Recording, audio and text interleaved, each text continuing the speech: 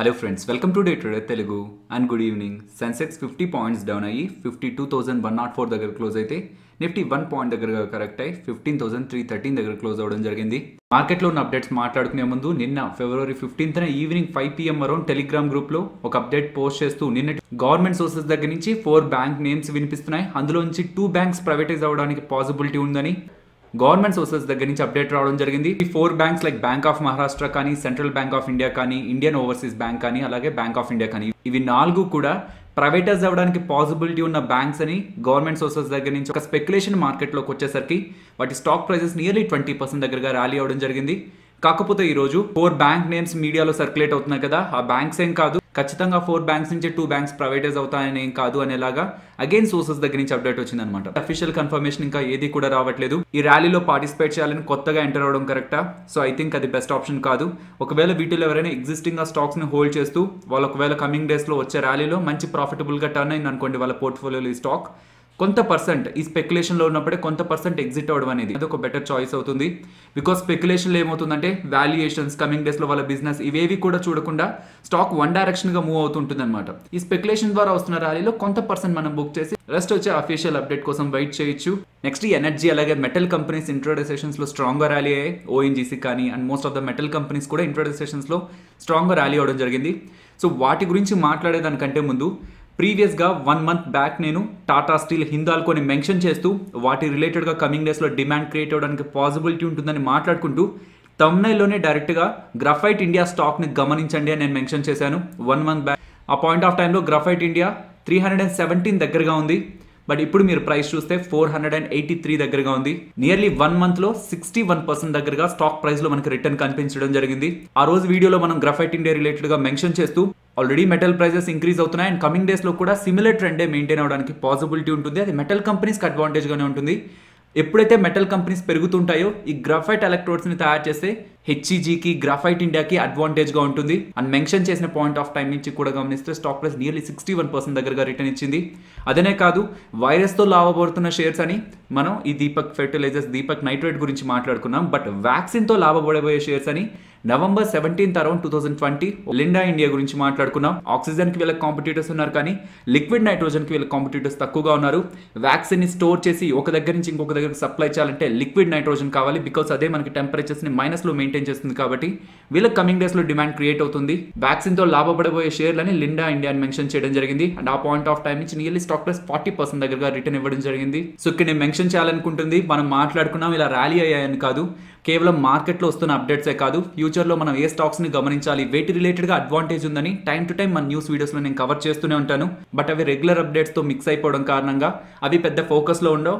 But ఎవరైతే news వీడియోస్ని focus చేస్తూ ఉంటారో, డైలీ వింటూ ఉంటారో, at particular point of time ఏదైనా స్టాక్ని స్పెసిఫిక్గా మెన్షన్ చేస్తూ వాటి రిలేటెడ్గా ఆ రోజు పెద్ద అప్డేట్ లేకపోయినా స్పెసిఫిక్గా మెన్షన్ చేస్తూ కమింగ్ డేస్లో అడ్వాంటేజ్ ఉండడానికి పాసిబిలిటీ ఉంటుందని మనం మాట్లాడుకుంటున్నాం అంటే అట్ అవర్ ఓన్ రీసెర్చ్ మాకు అది బెటర్గా అనిపిస్తేనే అది నేను మీకు న్యూస్ వీడియోలో ఇంక్లూడ్ చేస్తుంటాను. నెక్స్ట్ ఇవాళ మీరు గమనిస్తే హిందాల్కో కానీ, టాటా స్టీల్ కానీ and most of the metal companies అన్ని కూడా ర్యాలీ అవ్వడం జరిగింది. Most of the rating agencies అన్ని మెటల్ కంపెనీస్ ని వాటి టార్గెట్స్ ని అప్గ్రేడ్ చేస్తున్నాయి. సో స్టీల్ రిలేటెడ్ గా టాటా స్టీల్ అండ్ వీళ్ళు అల్యూమినియం అలాగే కాపర్ ని ప్రొడ్యూస్ చేస్తుంటారు అనమాట. మీరు గమనిస్తే గ్లోబల్ గా కాపర్ ప్రైసెస్ 8-year హైలో ఉన్నాయి.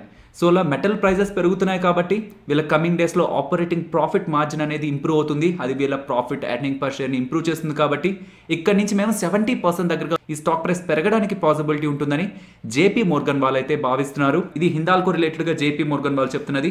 నెక్స్ట్ ఓఎన్జీసీ రిలేటెడ్గా సిఎల్ఎస్ వాళ్ళు ప్రీవియస్గా ఈ స్టాక్ని సెల్ చేయండి అని రేటింగ్ ఇస్తే ఇప్పుడు సెల్ నుంచి అవుట్ పర్ఫార్మ్ అని అప్గ్రేడ్ చేయడం జరిగింది. టార్గెట్ని కూడా ప్రీవియస్గా 90గా ఇస్తే ఇప్పుడు అది 105కి అప్గ్రేడ్ చేయడం జరిగింది.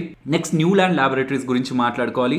సో దీని గురించి మాట్లాడే ముందు ఆల్రెడీ మార్కెట్లో ఉన్న వాళ్ళు ఎస్ ఆర్ నో అని టైప్ చేయడానికి ప్రయత్నించండి. నేను అడిగే క్వశ్చన్కి ఒక స్టాక్ ప్రైస్ ఉన్న ప్రైస్ లెవెల్స్ నుంచి 80% దగ్గరగా ఫాల్ అయిపోతే, మోర్ దాన్ 80% దగ్గరగా ఫాల్ అయితే సమ్ రీజన్స్తో ఇలా 80% ఫాల్ అవ్వకముందు ఉన్న లెవెల్స్కి రీచ్ అవుతుందా?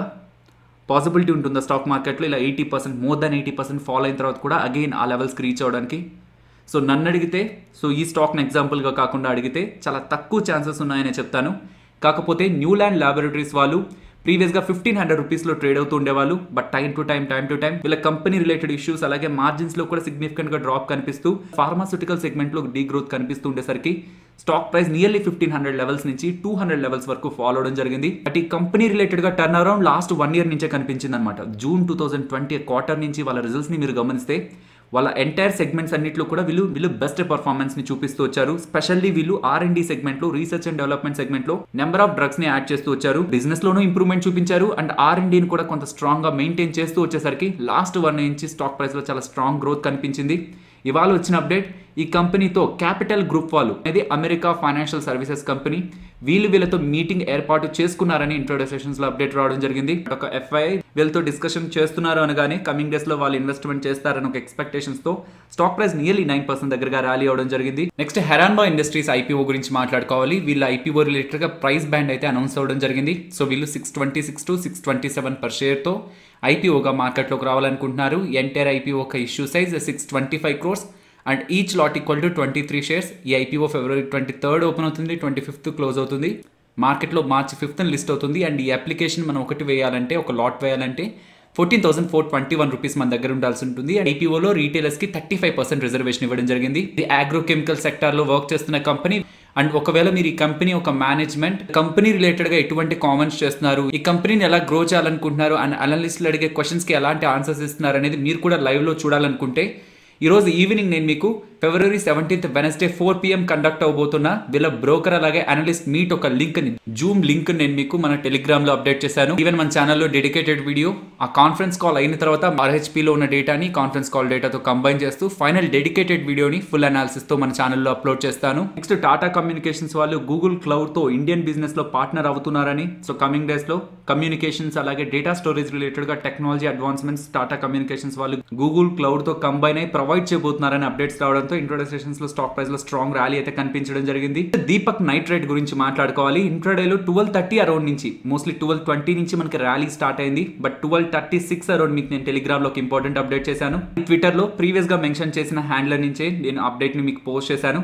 దీపక్ నైట్రైట్ ఒక మేనేజ్మెంట్ స్ట్రాంగ్ కామెంటరీ ఇచ్చిందని అప్డేట్లో మీకు డేటా అయితే కనిపిస్తుంది. ఇలా మనకి అప్డేట్ మార్కెట్లోకి వచ్చిన తర్వాత స్టాక్ ప్రైస్ లో స్ట్రాంగ్ ర్యాలీ అనేది మనం గమనించవచ్చు. నెక్స్ట్ సవితా ఆయిల్ టెక్నాలజీస్ గురించి మాట్లాడుకోవాలి. వీళ్ళు ఫిబ్రవరి 19th వాళ్ళ బోర్డ్ మీటింగ్ ని కండక్ట్ చేసి బైబ్యాక్ రిలేటెడ్ గా అప్డేట్ చేస్తారంటున్నారు. సో బైబ్యాక్ అంటే ఏంటి, కరెంట్ ట్రేడ్ అవుతున్న ప్రైస్ నుంచి కంపెనీ హైయర్ ప్రైస్ ని ఆఫర్ చేసి షేర్ హోల్డర్స్ నుంచి స్టాక్స్ ని బై చేసే ప్రయత్నం చేస్తుంది. సో ప్రీవియస్ గా విప్రో బైబ్యాక్ వచ్చినప్పుడు బైబ్యాక్ ఎక్స్పీరియన్స్ చేయాలనుకుంటే ఒక స్టాక్ ని కొని మీ డిమాట్ అకౌంట్ లో ఉంచండి, కమింగ్ డేస్ లో అప్లై చేస్తే మీకు ఒక ఎక్స్పీరియన్స్ వస్తుంది అనుకున్నామా. సో ప్రీవియస్ గా వీళ్ళు 2019 లో కూడా బైబ్యాక్ ని అనౌన్స్ చేశారు. అండ్ ఆ పాయింట్ ఆఫ్ టైంలో సింగిల్ షేర్ కి యాక్సెప్టెన్స్ రేషియో 100 ఉందన్నమాట. మీన్స్ ఈ కంపెనీకి సంబంధించిన షేర్ని మనం ఒకటి కొని బైబ్యాక్లో పార్టిసిపేట్ చేస్తే మన దగ్గర నుంచి ఒక షేరు తీసుకోవడానికి ప్రీవియస్గా ఉన్న డేటా ప్రకారం చూస్తే 100% యాక్సెప్టెన్స్ ఉంది. కాబట్టి ఇదేనే కాదు, కమింగ్ డేస్లో ఏ బైబ్యాక్ రిలేటెడ్ అయినా గుడ్ యాక్సెప్టెన్స్ రేషియో ఉన్న దాంట్లో ఒక స్టాక్ మనం కొని బైబ్యాక్లో పార్టిసిపేట్ చేయడం అనేది బైబ్యాక్ ఎక్స్పీరియన్స్ని కూడా ఇస్తుంది. నెక్స్ట్ న్యూరేకా అలాగే రైల్టెల్ IPO గురించి మాట్లాడుకోవాలి. న్యూరేకా IPO ఓవరాల్గా 14 times ఓవర్ సబ్స్క్రైబ్ అయితే రైల్టెల్ IPO 2.5 times దగ్గరగా ఓవర్ సబ్స్క్రైబ్ అవ్వడం జరిగింది. రెండిట్లోనూ రీటైల్ కేటగిరీలో స్ట్రాంగ్ సబ్స్క్రిప్షన్ డేటా అయితే కనిపిస్తుంది.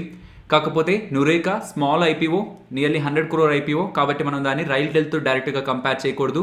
అండ్ ఇది T2T సెగ్మెంట్లో లిస్ట్ అవుతుందని కూడా నేను IPOగా చేసిన డెడికేటెడ్ వీడియోలో మెన్షన్ చేశాను. న్యూరేకా IPO ఒక listing gains grey market premium present less than 10%లోనే మెయింటైన్ అవుతుంది.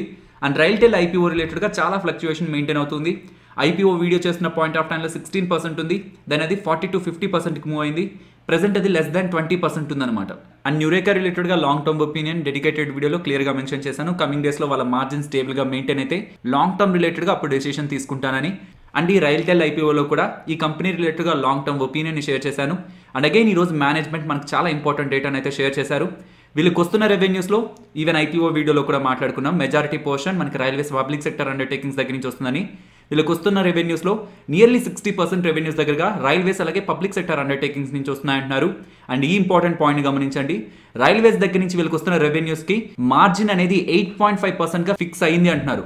మీన్స్ వీళ్ళు ఎంత బిజినెస్ని రైల్వేస్ వాళ్ళకి అందిస్తున్నా సరే వీళ్ళకి వచ్చే మార్జిన్ 8.5%. సో మార్జిన్ 8.5% ఉంటే సిమిలర్ ట్రెండే మనకి ప్రాఫిట్లో మెయింటైన్ అవుతుంది. వాళ్ళ ఎంటైర్ ఆర్డర్ బుక్లో 40% ప్రైవేట్ కంపెనీస్ నుంచి తీసుకుంటున్నారు. అండ్ ఈ రైల్వేస్ పబ్లిక్ సెక్టర్ అండర్టేకింగ్స్ కంటే కూడా ప్రైవేట్ సెక్టర్ నుంచి వీళ్ళకి కొంత బెటర్ మార్జిన్స్ వస్తాయంటున్నారు. సో రెండింటిని మనం క్లబ్ చేసిన even in the best case అది 14% కంటే ఎక్కువ అవ్వదు.